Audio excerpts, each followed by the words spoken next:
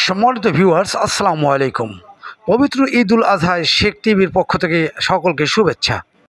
সম্মানিত দর্শক, আল্লাহর নৈকট্য, আত্মত্যাগ, আত্ম উৎসর্গ, ভ্রাতৃত্ব, সৌহার্দ্য, সাম্য, মৈত্রী, সম্প্রতির সুমহান মহিমায় ভাস্বর কুরবানি।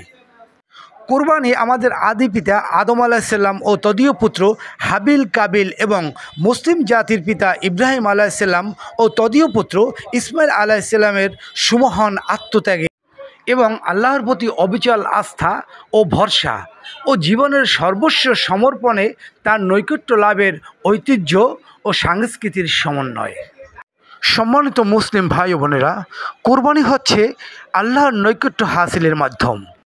প্রিয় মুসলিম ভাইয়েরা, ইসলামী মতে কোরবানি হচ্ছে নির্দিষ্ট দিনে নির্দিষ্ট ব্যক্তির আল্লাহর সন্তুষ্টি ও পুরস্কার লাভের আশায় নির্দিষ্ট পশু জবেহ করা।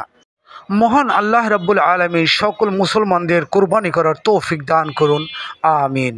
সবাইকে শেখ টিভির পক্ষ থেকে ঈদ শুভেচ্ছা।